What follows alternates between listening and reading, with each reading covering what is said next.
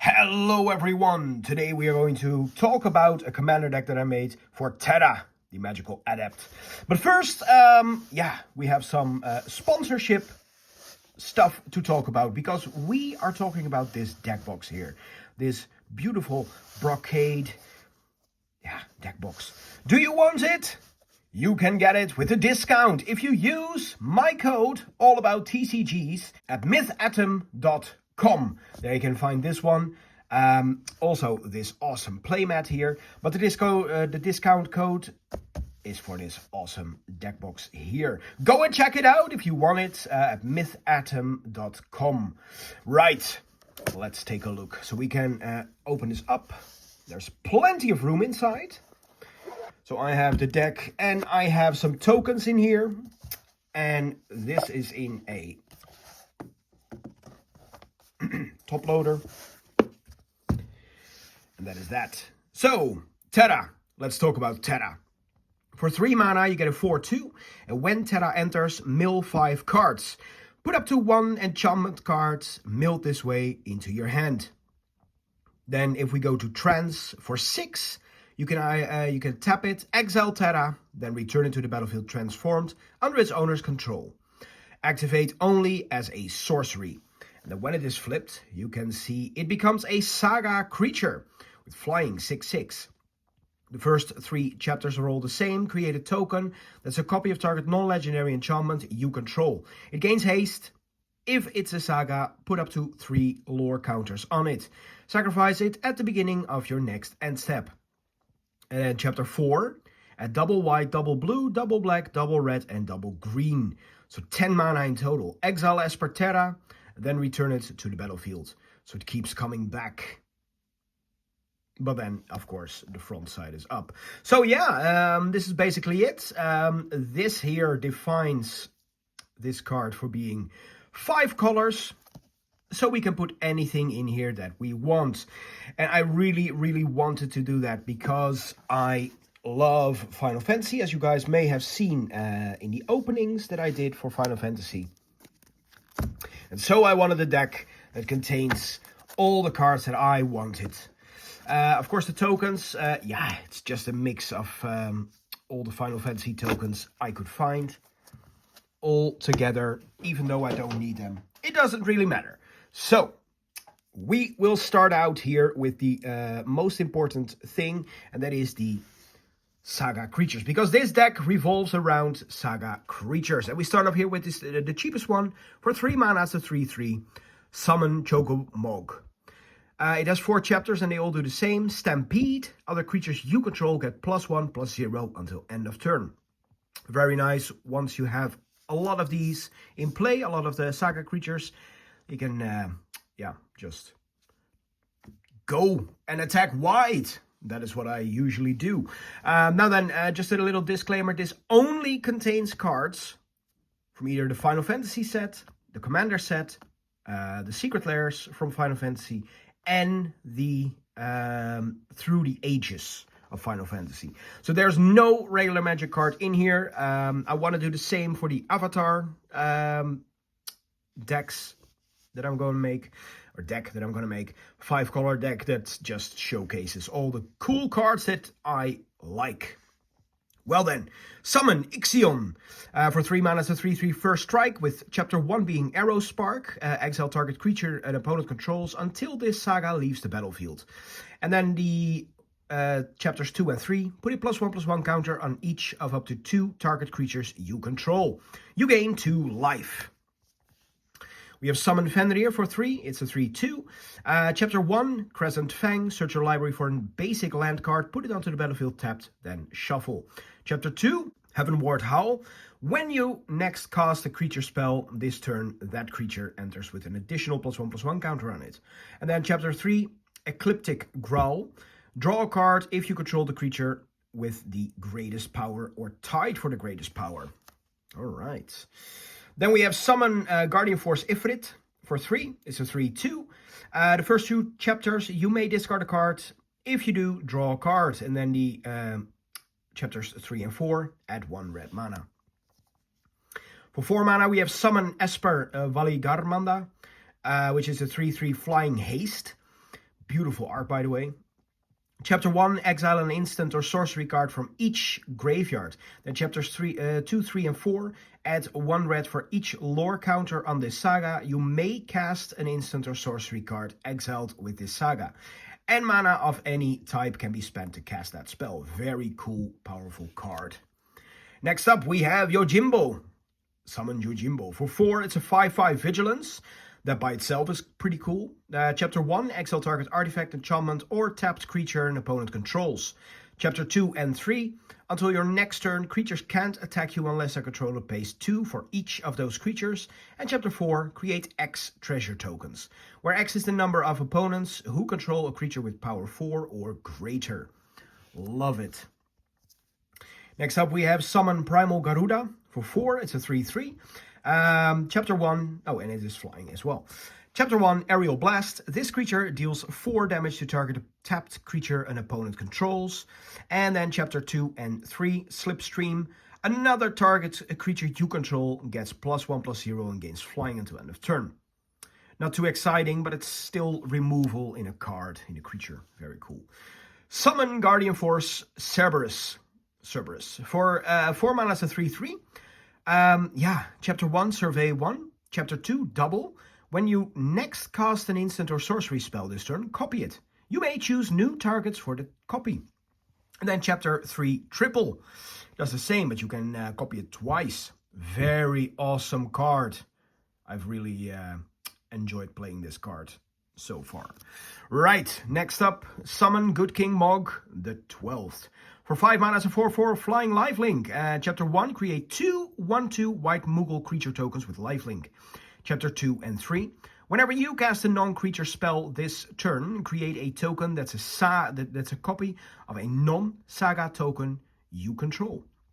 So yeah, you can basically just, if you play a non-creature spell, you can just basically copy some of the creatures in here, but there are not a lot of non-saga creatures, but yeah, tokens as well.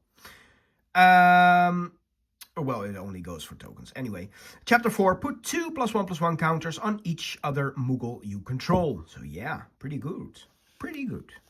Next up, Summon Vilfor. For 5, it's a 5/4 flying. Chapter 1, Sonic Wings. Each opponent chooses a creature with the greatest mana value among creatures they control. Return those creatures to their owner's hands. And then Chapter 2, 3, 4 is tap up to 1 target creature and put a stun counter on it. Really powerful as well. Especially, we will take a look at the other cards here, and they will provide some counter manipulation to the deck. So you can actually manipulate the lore counters on your cards. Even subtract them if you like. Next up, one of my favorite saga creatures, it's the Magus Sisters. For 5, it's a 5/5 haste. Choose one at random. For chapters 1, 2, and 3, they're all the same. And then the first one mode is Combined Powers. Put 3 +1/+1 counters on target creature. The second one is Defense. Put a shield counter on target creature. You gain 3 life. And then the other one is Fight. This creature fights up to 1 target creature an opponent controls. Very cool. I really, really like this.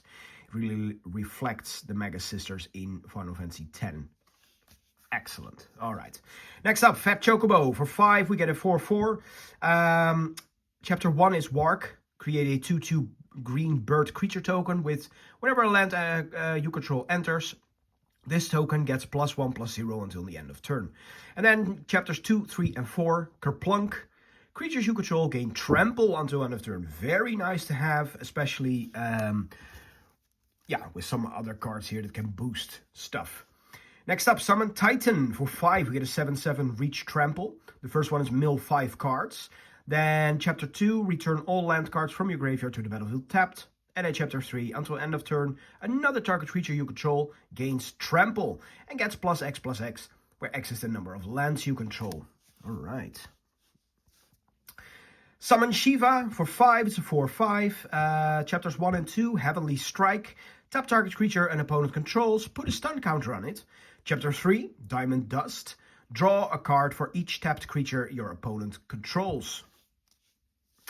Oh, that's too much. Then we have Kujata. Summon Kujata. For 6, we get a 7/5 Trample Haste. Chapter 1, Lightning. This creature deals 3 damage to each of up to 2 target creatures. Then Chapter 2, Ice. Up to 3 target creatures can't block this turn. And Chapter 3, Fire. Discard a card, then draw 2 cards. When you discard a card this way, this creature deals damage equal to that card's mana value to each opponent. Very cool. Next up, summon Anima. Oh, Anima. Who doesn't remember that? Who played Final Fantasy X? For 6 mana, we get a 4/4 menace. Chapters 1, 2, and 3 are pain. You draw a card and you lose 1 life. And then Chapter 4, Oblivion. Each opponent sacrifices a creature of their choice and loses 3 life. Very nice card draw engine. And then, oh, I love this saga. Summon Primal Odin for 6 mana. It's a 5/3. The first chapter is Gungnir. Destroy target creature an opponent controls. Then the second chapter, Zantetsuken. This creature gains, whenever this creature deals combat damage to a player, that player loses the game. Oh, I love it. And then Chapter 3, Hall of Sorrow. Draw 2 cards. Each player loses 2 life. I actually managed to use Chapter 2 effectively once, especially in combination with the Trample. Very good. And then a very risky card here, Summon Leviathan. For 6, it's a 6/6 War 2. I actually used this when I had no other way out, because Chapter 1 is return each creature that isn't a Kraken, Leviathan, Merfolk, Octopus, or Serpent to its owner's hand. And yes, it goes for your own creatures as well. So this could be kind of risky, especially if you established a really neat board. Then you don't want to play this, of course. Or with another card that we will get to in a moment. Chapters 2 and 3 are until end of turn. Whenever a Kraken, Leviathan, Merfolk, Octopus, or Serpent attacks, draw a card. So it is quite powerful. It could be a board wipe, but it's quite dangerous. Summon Bahamut for 9. It's a 9/9 flying. Of course, Bahamut being one of the best summons in Final Fantasy games, pretty much. Chapters 1 and 2, destroy up to 1 target non-land permanent. And then Chapter 3 is draw 2 cards. But here is where it gets fun. Chapter 4, Mega Flare. This creature deals damage equal to the total mana value of other permanents you control to each opponent. Of course, by the time you can pay this, it could be a finisher, because it counts itself. Oh no, wait, other permanents. It doesn't count itself. But still, it could be a finisher, especially with another card here. Again, there's one card that ties all of this together. Of course, you shouldn't rely on one card only, but still. Next up, we go to the Saga cards that are hidden. So we have Crystal Fragments here for 1 white. It's an equipment. Equipped creature gets +1/+1. Equip 1, that's not exciting. But for 7, you can exile it and then return it to the battlefield transformed. Then it becomes a Saga creature. It becomes Alexander. A 4/3 flying for Chapters 1 and 2. Prevent all damage that would be dealt to creatures you control this turn. And then Chapter 3, tap all creatures your opponent controls. Alright, that's pretty interesting. Next up, another hidden Saga, Esper Origins. For 2, it's a sorcery. Surveil 2, you gain 2 life. If this spell was cast from a graveyard, exile it and put it onto the battlefield transformed with a finality counter on it. So finality counter is when it dies, exile it instead. Flashback 4. So when you pay the flashback, it transforms into a Saga. Esper Maduin. It's a 4/4. It has 3 chapters. The first one is reveal the top card of your library. If it's a permanent card, put it into your hand.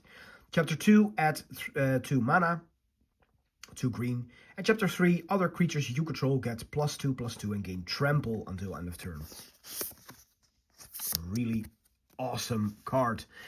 Another hidden card here, Jill, Shiva's Dominant. For 3, it's a 2/2. When Jill enters, return up to one other target non-land permanent to its owner's hand. For 5, you can exile Jill, then return it to the battlefield transformed under its owner's control. And then it transforms into Shiva, Warden of Ice. It's a 4/5 with 3 chapters. The first 2 chapters are Mesmerize. Target creature can't be blocked this turn. And Chapter 3, Cold Snap. Tap all lands your opponent's control. Exile Shiva, then return it to the battlefield, front face up. So yeah, this could be coming back all the time. Next up, we have Joshua. Phoenix is dominant. For 3, it's a 3/4. And when it enters, discard up to 2 cards, then draw that many cards. For 5, you can transform Joshua. And then it becomes Phoenix, Warden of Fire. It's a 4/4 flying lifelink with 3 chapters. The first 2 are Rising Flames. Phoenix deals 2 damage to each opponent. And then chapter 3, Flames of Rebirth. Return any number of target creature cards with total mana value 6 or less from your graveyard to the battlefield. Very handy if you have some cards that died due to the lore counters being depleted or just killed off. Dion, Bahamut's dominant. For 4, we get a 3/3. Dragonfire Dive. During your turn, Dion and other knights you control have flying. When Dion enters, create a 2/2 white knight creature token. And for 6, you can transform Dion and turn him into Bahamut, Warden of Light. It's a 5/5 flying.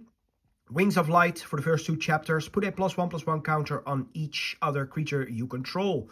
Those creatures gain flying until end of turn. And then for 3, we have Giga Flare. Destroy target permanent, exile Bahamut, then return it to the battlefield. So it's basically a finisher. Next up for the hidden sagas, we have Jacked, Reluctant Guardian. For 4, it's a 4/3 menace. And whenever Jacked deals combat damage to a player, you may exile it, then return it to the battlefield transformed. So let's transform it and see what it does. Braska's Final Aeon, a 7/7 menace with the first 2 chapters being Jack Beam. Each opponent discards a card and you draw a card. Then chapter 3, Ultimate Jack Shot. Each opponent sacrifices 2 creatures of their choice. Very cool. Right, so this is it for the Saga creatures. I am actually missing 2 cards that I really want to include. Clive, I don't have him. Also one of the flip cards that can turn into a Saga. And Knights of the Round, I don't have that one either. But if I did have them, I would replace one of the, probably Ifrit. I don't really like playing Ifrit. Although I love the cards. Maybe something like, I don't know. It's difficult. Maybe just a simple Choco Mog. I don't know, but you have to keep in mind that the mana values have to stay in line. So probably something that is higher up. Right, next up, cards that work well with sagas. We have Yuna, Grand Summoner. Now this is actually a very recent promo from the Commander Day. Very lucky to get this one. For 4 mana, it's a 1/5 Grand Summon. Tap at 1 mana of any color. When you next cast a creature spell this turn, that creature enters with 2 additional +1/+1 counters on it. And then whenever another permanent you control is put into a graveyard from the battlefield, if it had 1 or more counters on it, you may put that number of +1/+1 counters on target creature. Works very well with lore cards, especially with more chapters. The more chapters, the more +1/+1 counters you can give away. This card is one of the star pieces in the deck. Garnet, Princess of Alexandria. For 2, it's a 2/2 lifelink. And whenever Garnet attacks, you may remove a lore counter from each of any number of sagas you control. Put a +1/+1 counter on Garnet for each lore counter removed this way. This can get big so incredibly fast in this deck. It's insane. This is a great card to run. Chocobo Knights. For 4, we get a 3/3. Whenever you attack creatures you control with counters on them, gain double strike until end of turn. Nasty card with all these sagas. Owaka, Traveling Merchant. For 2, it's a 1/2. If you tap it, you can remove a counter from a non-land permanent you control. Draw a card. You can actually manipulate some of that stuff. Riku, Resourceful Guardian. For 3, it's a 2/3. Whenever you put 1 or more counters on a creature until end of turn, that creature can't be blocked by creatures your opponent controls. Oh, this is so handy. Basically makes all your sagas unblockable. Very cool. And then Steal for 1 and tap. Move a counter from target creature an opponent controls onto target creature you control. Activate only as a sorcery. Now this was very handy during, if you have the pre-constructed decks for Final Fantasy, because basically all of them work with counters in one way or another, especially the Tidus deck. this is a very handy card, especially the first ability. Now then, to get some creatures on the board. Yuna's Whistle for 3. It's an instant. Reveal cards from the top of your library until you reveal a creature card. Put that card into your hand and the rest on the bottom of your library in a random order. When you reveal a creature card this way, put X +1/+1 counters on target creature you control, where X is the mana value of that card. Very cool. And then, oh, I love this card. Random Encounters for 6, a sorcery. Shuffle your library, then mill 4 cards. Put each creature card milled this way onto the battlefield. They gain haste, and at the beginning of the next end step, return those creatures to their owner's hand. So you're not getting rid of them, they're going to your hand. And then flashback for 8. This is a lovely, lovely card. This is the card that I was talking about. This ties everything together. All of those sagas that have been put into the graveyard. Rise of the Dark Realms for 9. It's a sorcery. Put all creature cards from all graveyards onto the battlefield under your control. This is not a May. You cannot choose any to stay behind in the graveyard, so be careful when you cast this spell. There are some cards that your opponents may have played, but also the Leviathan that you may not wish to cast again.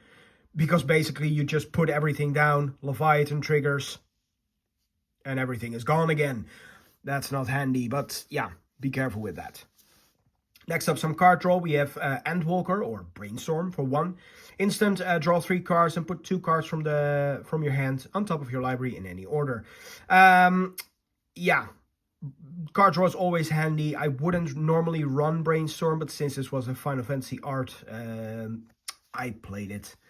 Harmonize for 4. It's a sorcery. Draw 3 cards. Pretty solid card. Next up, some Disruption. Aerith Rescue Mission for 4.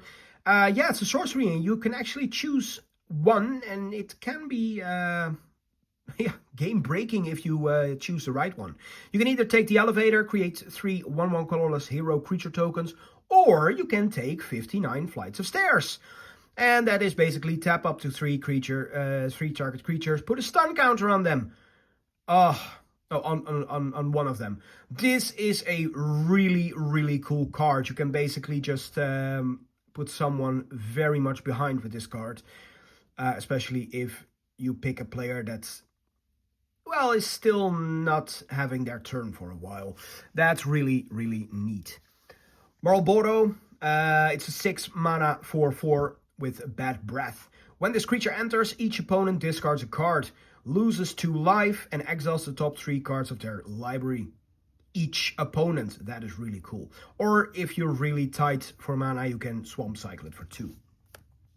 Then we have the battle menu. I really, really like this card. It's such a neat thing that they made. For 2, it's an instant, and you can choose one. Either attack, create a 2/2 White Knight creature token, or you can choose ability. Target creature gets +0/+4 until end of turn. Or you can choose magic. Destroy target creature with power 4 or greater. Or you can choose item. You gain 4 life. Really nice.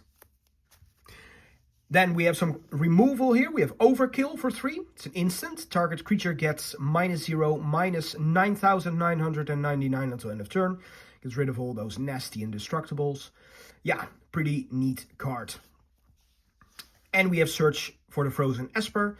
For 1, it's Nature's Claim. An instant, destroy target artifact or enchantment. Its controller gains 4 life. Also, another card that I normally wouldn't play, but in this deck where I made up the rules only to consist of cards from Final Fantasy, I just picked this one. Next up, some board wipes. Farewell, a 6 mana. Oh, this art, it's so beautiful. Sorcery, choose 1 or more. Exile all artifacts, exile all creatures, exile all enchantments, or exile all graveyards. Really nasty. Be careful to exile all the graveyards, not that you want to play Rise of the Dark Realm after that, because then, you have nothing. Damning Verdict for 5. It's a sorcery. Destroy all creatures with no counters on them. That could be really to your benefit. Really, really amazing in this deck. And we have, of course, Hope's Arrow Magic or Cyclonic Rift for 2. It's an instant. Return target non-land permanent you don't control to its owner's hand. And Overload for 7. Then you can yeah, you can basically return each non-land permanent you don't control to its owner's hand. Very, very neat. Now then, before we continue, I want to repeat what I said in the beginning. This deck box, if you really like this deck box and you want to get it, go and grab it at mythatom.com. Use the code AllAboutTCGs to get 10% off. Really amazing. There's enough space for a deck and for some tokens. They also have this neat little playmat there. So yeah, while you're at it, go grab it as well. Right. On to the next segment, which is some protection. We have Lightning Greaves for 2. It's an equipment, of course. Equipped creature has Haste and Shroud, equip 0. Be careful with Shroud. You can target your own creatures then either.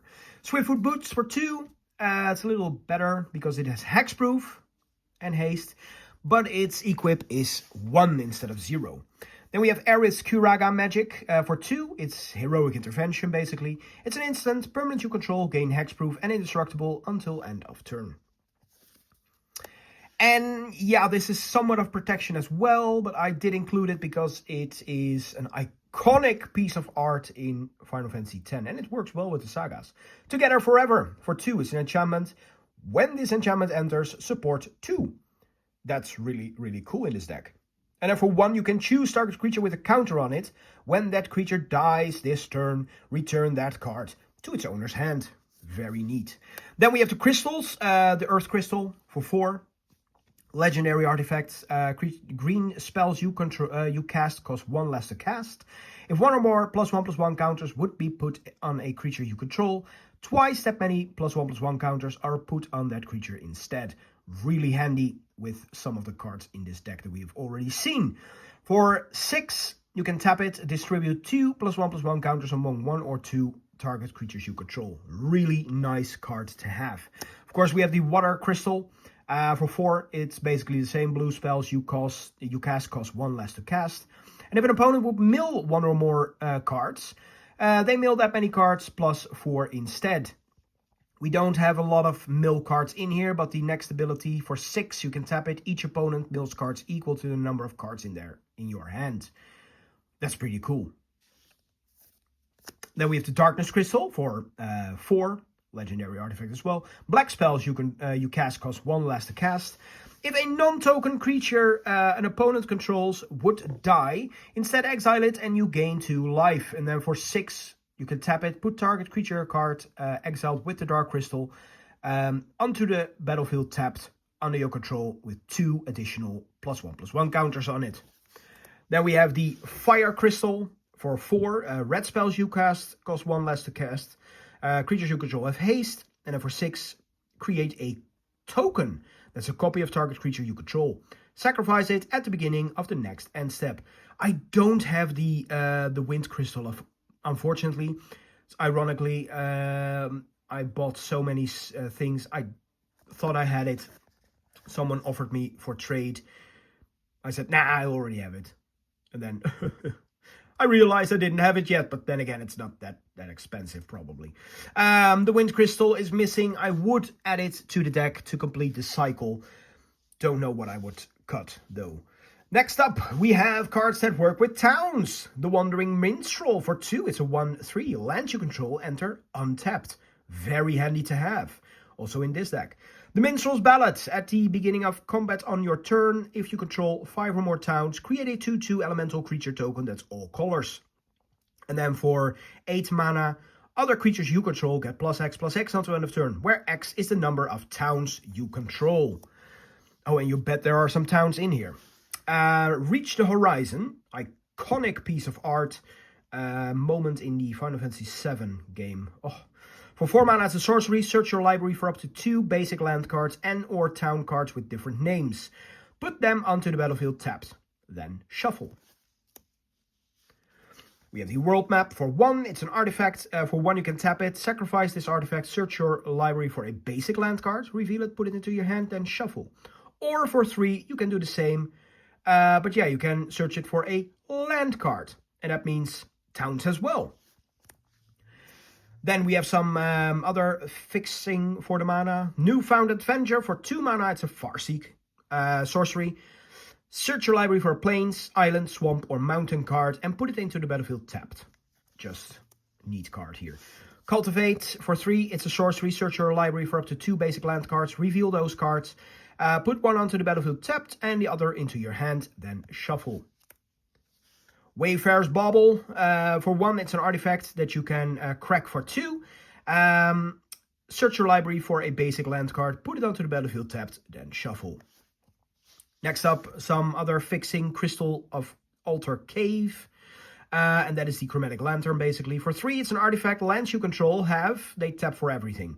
And this one taps for everything as well. Really neat in this deck because you are playing 5 colors. Mana could become tight, but with all of this fixing, it should be alright. Next up, of course, we have a Soul Ring. Do I need to say more? Soul Ring, I chose the Final Fantasy X art because I love Final Fantasy X beyond any other.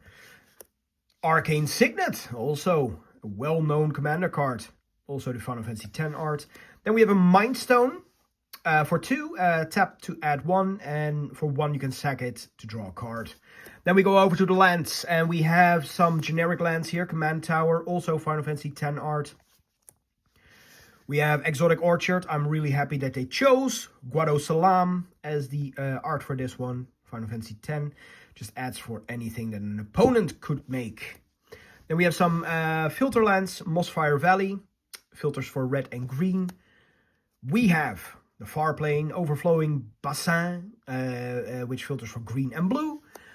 That's basically it.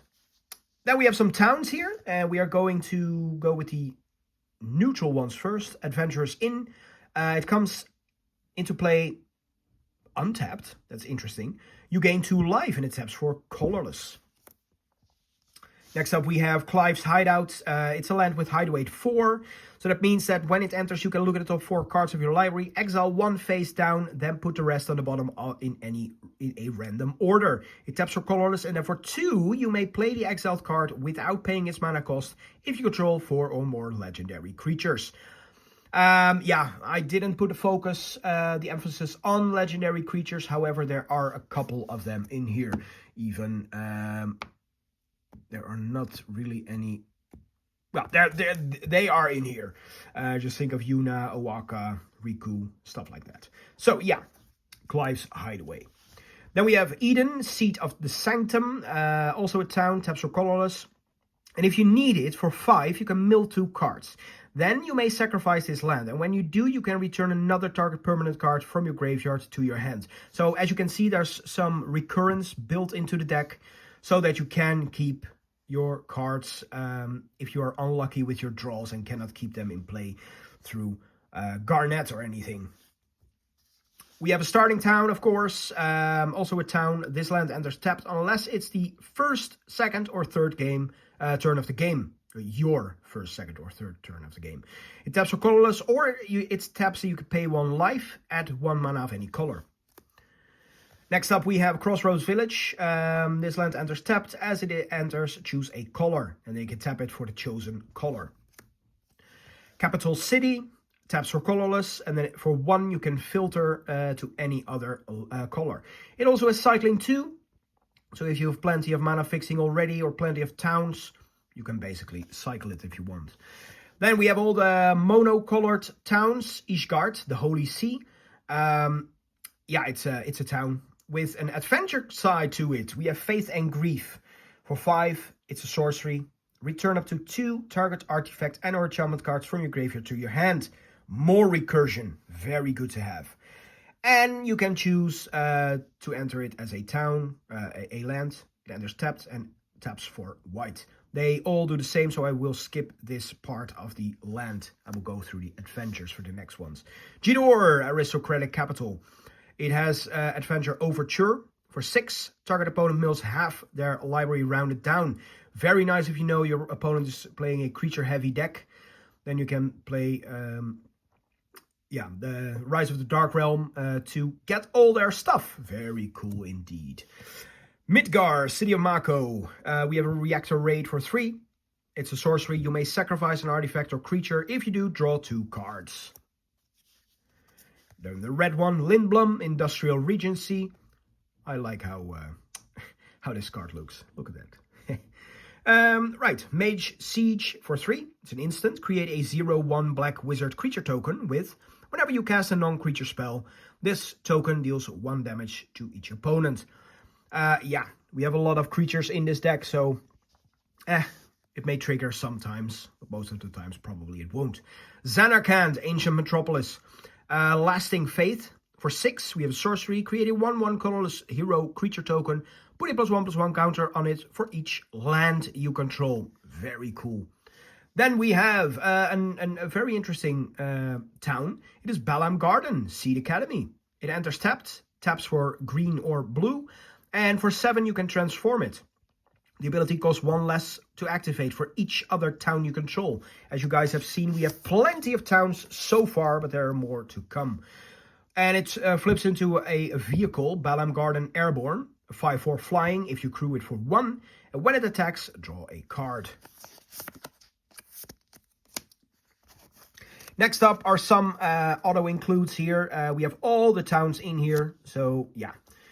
I can go through their names. Insomnia Crown City, we have Gongaga, Reactor Town, Baron, Airship Kingdom, Windurst, Federation Center, Sharlayan, Nation of Scholars, Vector, Imperial Capital, Guadosalam, Farplane, Gateway, Gone, Town of Ruin, Rabanastre, Royal City, Treno, Dark City, and that is it for the town cards. Then we, of course, have some basic lands here, because some cards do work with basic lands. We have 2 plains, 2 islands, 2 swamps, 3 mountains, and 3 forests. And that is it for the Terra Magical Adept Commander deck.